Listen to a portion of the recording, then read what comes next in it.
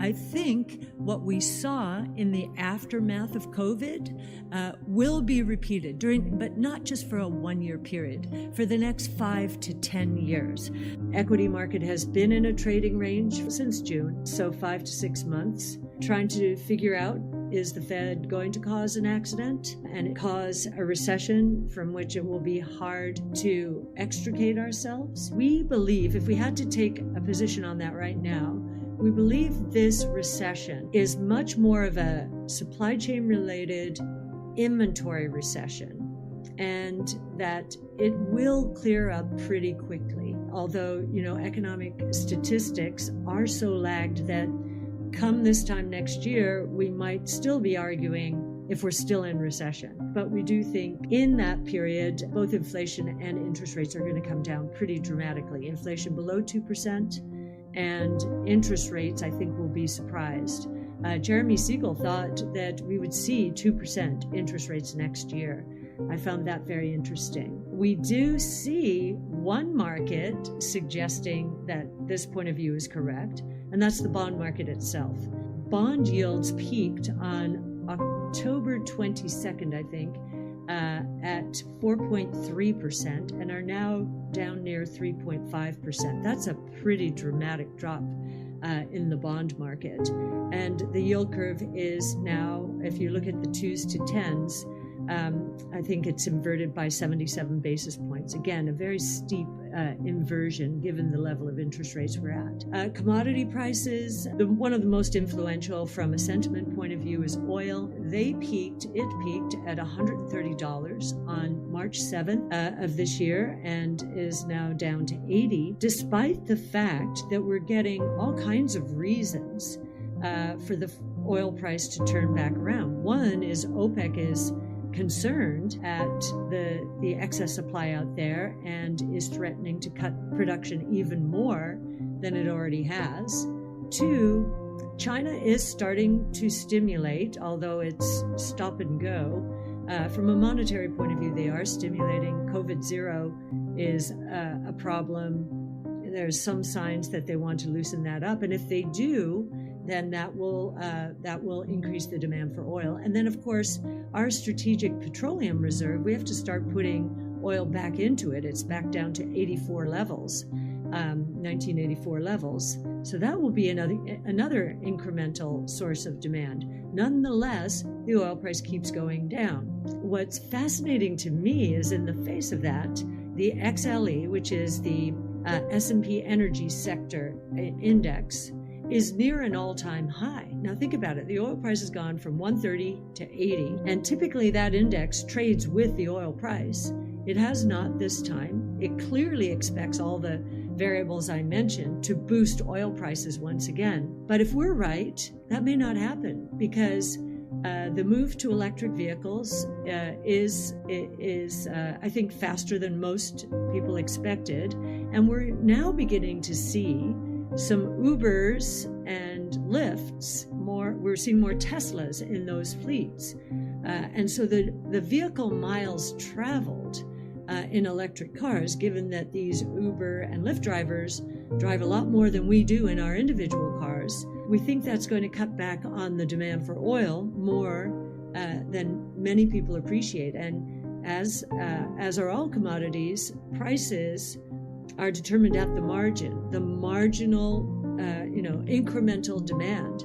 And in our view, the incremental demand is going to fall short relative to expectations. And our call from a while ago has been that oil demand probably did peak in 2019. We may get back there, but if we do, it will be for a very short period of time. Copper prices have, as I mentioned before, have come down from $5 in March to $3.85. During the past month, a number of commodity prices have had a bit of a rebound. I think that's partly because the dollar has come down and commodity prices are based in dollars. The unemployment rate stayed at a low at 3.7%, only 0.2 off its low from July and September. Non-farm payrolls were higher. The increase was higher than expected, 263,000 versus the 200,000 expected. But on the other hand, this is a typical economist way of looking at the world. If you look at household employment, that was very disappointing. It declined 138,000. And the divergence between non-farm payroll and household employment is stark. Since March, non-farm payroll jobs created have been 2.7 million. Household jobs created, practically zero, roughly 12,000. So that's since March. And think about that. That is when money growth started declining on a sequential basis. I don't think that's any coincidence. So the other indicators of employment that are pointing down include Challenger layoff survey. It spiked by more than 400% in the month of November. Now, typically we don't see that except when we're in a recession, that kind of spike. So that's another indicator. And the last one in the employment report itself was the average work week went down 1/10 of a point. Now, this is a pretty stable number. So when it declines, I take note. And it's basically businesses saying, okay, it was so hard to find this employment.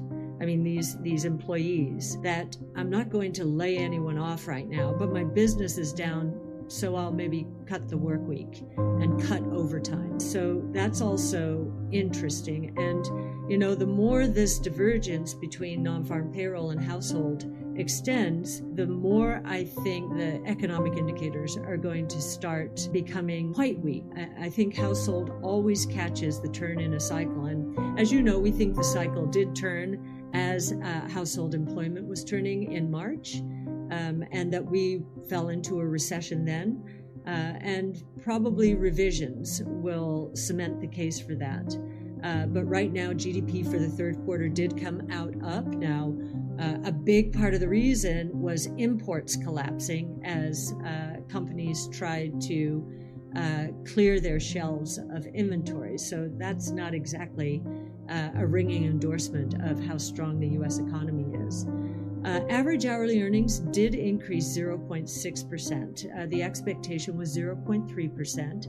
That took the year-over-year wage inflation rate up from 4.9% to 5.1%.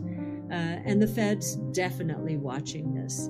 Now, a counter to that is this work week decline means that total income, so average hourly earnings is just an average, but total income, when you measure all the hours, is not as strong as that wage growth would suggest.